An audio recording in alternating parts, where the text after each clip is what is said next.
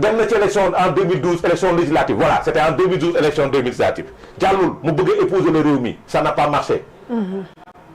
Il a sauté sur l'occasion pour la mise en place du PASTEF par des jeunes cadres des impôts et domaines. ñoom ñoo ko woo jox ko. maintenant il saute sur l'affaire pour dire maintenant am naa appareil am naa cadre pour exister. Il crée une offre politique. Il crée une offre politique boo xamante ni kenn defu ko ci Sénégal. Absolument kenn. La dénonciation. Merci pour avoir la jeunesse. La délation. Jeunesse bi taxaw ne voilà l'homme qu'il nous faut parce que kii moo ñuy waxal suñu soxla. kii moo ñuy waxal suñu problème. parce que jeunesse bi dafa yàgg jàpp ni. les acteurs politiques dañu doon dundee suñu alal dañu daan dóor suñu alal. mais on nous dit que waa ji dafa set. il nous vend ça. Le PASTEF se sacrifie.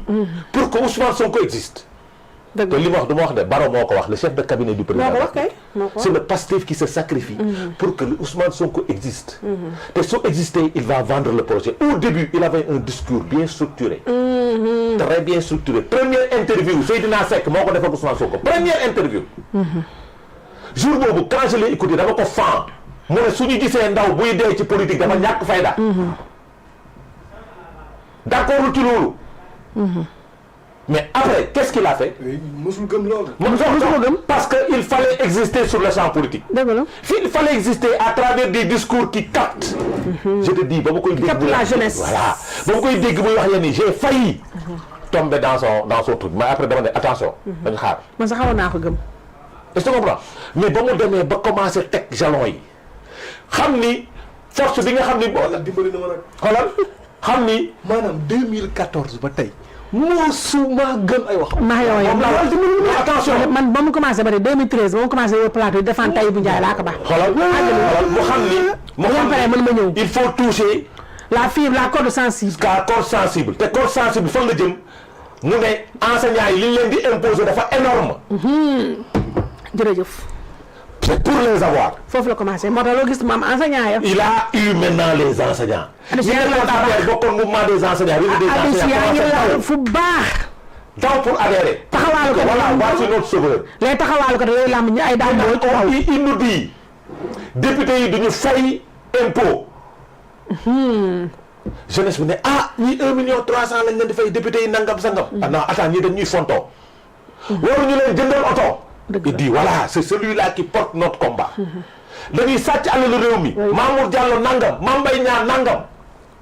discours de dénonciation. kii appareil duñ dara. voilà pour exister il a commencé par la dénonciation et xam nga le jeune de nature est rebelle. day bëgg guerrier. day bëgg guerrier ku am fit. il va aux élections. Il a 15%. 2002 pour la première fois. Pour une première fois. Il sort 3e. Derrière Idrissa Seck et Macky Sall. Devant les Moussa Diagne. Devant les autres. Non, les Moussa Diagne étaient avec nous. Maintenant, tey xoolal situation bi am. Oui. Il change de discours. Pour exister. Radical. Est-ce que tu comprends? Ousmane. suñ ko rajewuloon day génn day démissionner. dëgg la. il a travaillé pour sa radiation. dëgg la pour que Macky tombe dans son piège. Macky daanu. les gens sont tombés dans son piège. il a été radié. il se victimise. ok. la sensibilité sénégalaise. jeunesse bi ne non kii dañ ko bëgg sacrifier suñu avenir ngi nii dañ ko bëgg sacrifier. est-ce que tu comprends? ñuy wax saaga sur réseaux sociaux yi mu ne c'est la manière bi ñu am pour exprimer wu. on dit sur les réseaux sociaux nit ñi dañuy saaga mu ne c'est une manière il les défend pour dire que ñoom ils veulent et puis il les encourage. est-ce que tu comprends? maintenant il a une arme mooy lan la les réseaux sociaux. lan la utiliser jeunesse bi foofu lay waxee ak ñoom. il laisse les médias classiques il va vers les réseaux sociaux pour les avoir. est-ce que tu comprends? Maintenant, quelqu'un qui veut exister sur le champ politique pendant que Ousmane Sonko est au pouvoir, ces gens-là sont au pouvoir, s'il adopte une autre manière du am li mu bëgg, il faut toucher une fibre sensible. Ce sont les étrangers.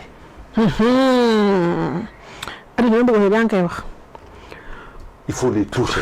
Oui. Il faut parler de nationalisme. Quand est-ce que ce parti est né? Ah, ben, c'est mon ami. Je pense que c'est après l'élection de Ousmane Sonko. En 2024. li ma jàpp. waaw je crois oui. li ma jàpp. oui parce que en fait moom xam nga réew mi la nekkoon. moom laa la wax. mu génn réew mi def na interview boo xamante ni lu mu yàqul soo kii. waaw c'est-à-dire regarde lu mu yàqul sa secret. regarde l'accompagnement tout une fois arrivé au pouvoir. les choses ne sont pas faites. Maintenant il se dit voilà voici li waa ji utiliser pour dem. Maintenant mettons en place voici li Sénégalais yi di wax.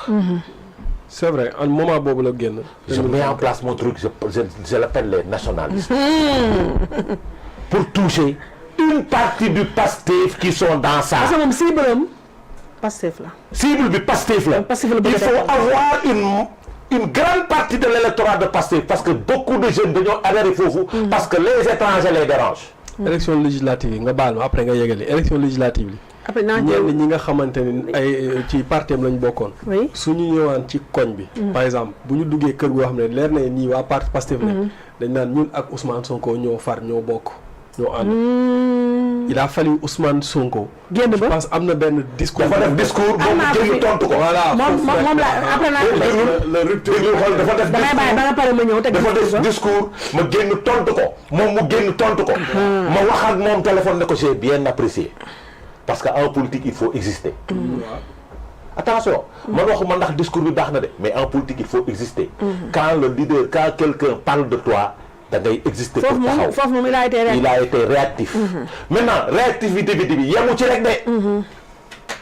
il peaufine sa stratégie. du ma doon mu dugg assemblée. pour avoir une partie du Pastef. voilà te kenn du ko bañal acteur politique. kenn du ko bañal. yëngali ma ñëw. est-ce que tu comprends. xoolal joxoon na ay sot nekk na ma solo loolu. kenn du ko bañal acteur dindi kii balaa muy jaar sama kanam yabaate ba dee. kenn du ko bañal ay sotu. ma baax si yow tax kenn du ko bañal acteur politique. waaw parce que moom it quand on crée un parti c'est pour exercer le pouvoir. accéder au pouvoir absolument. maintenant il a sa stratégie pour le mettre en place maintenant. et surtout mënoo fexe ba acteurs politiques yi. mu utiliser lu mu leeral la ce qu'ils veulent faire réellement. surtout que duñu ay partis traditionnels. déedéet dëgg la. parce que les partis traditionnels. attention. l'APR c'est une fois arrivé au pouvoir. qu'ils ont décidé d'aller vers l'international libéral. bien sûr. et c'est de bonne guerre. C'est de bonne guerre parce que au début. C'était une conglomération de personnes. qui combattaient l'injustice. waa parti social ñëw ñu daw ñëw xam nga rek les gens du sont dans l'intérêt nekkoon nañ fa. donc une fois arrivé au pouvoir. ci lañ clarifier et définir leur position. mais tout le temps c'est ça que bañ nekkee pouvoir on est allé en Chine. pour être formé de la politique. est-ce que tu comprends. donc loolu su amee ci politique. doo ko bañ. maintenant nag nit ñi ñoo war a yeewu xam ni. tout ça. acteur politique warul mën a tax. ngay xeex ak dóorante kur bañ bay bàyyi. tu sais pourquoi. suñu waxee ci ngoon guddi gi ñooy lekkandoo di naanandoo di reerandoo. ba pare li ñëw marché pas de ñëw gëmuñu si dara. très bien parce que tout ce qu'ils cherchent. c'est le pouvoir. point. pouvoir mën nañu rey papa ak yaay. donc pour accéder au pouvoir. loolu la maturité la nag. donc nag parce que. finalité bi loolu la. maintenant cette maturité là. acteur bi maintenant li gën a garaaw. mooy dafa jóge ci champ politique bi. dem ci champ mystique bi tas. c'est ça parce que quand des guides religieux nous disent. que man ku ma reyloo nit ma rey. waaw. ku ma sànni loo porte net nga koy wax entrer dans un média. c'est parce que Sénégal tollu léegi. Sénégal yàqu na. c'est-à-dire ce discours haineux qui s'installe dans notre pays. mooy danger. et puis devant l'indifférence générale. de l'État et de la justice. xam nga lu tax loolu nag. waaw. on a travaillé pour éliminer les régulateurs sociaux. waaw loolu la. ñemetuñu xool c'est-à-dire pour les multiplier par zéro. tu as parfaitement raison. ñemetuñu wax société civile amatu fii sëriñ si ñemeñu. parce que ku ci ne fi sa intérêt bopp nga nekk. parce que sëriñ bi ragal na ko faat nos intellectuels ont peur d'être insultés. les membres de la société civile ont été naka lañ leen tuddee woon. fumier des fumiers les guides religieux ku ci ne bëggoo wax parce que dañ lay toroxal. maintenant qu'est-ce qui se passe. ñi warul wax nag ñooy wax su boobaa. ñi warul wax su ñuy waxee xam nga lu ñuy wax dañuy waxee. gasta gasta. mooy li xew nii. mooy li xew nii et les gens vont continuer à se chamailler les gens vont continuer à se tirer et su boobaa nation bi xam nga luy dem day effondré wu et ça su boobaa ça sera la responsabilité des gens qui sont arrivés au pouvoir. maintenant c'est au président C'est sa responsabilité, de prendre ses responsabilités. Parce que tu ne veux pas parler de réconciliation nationale. Et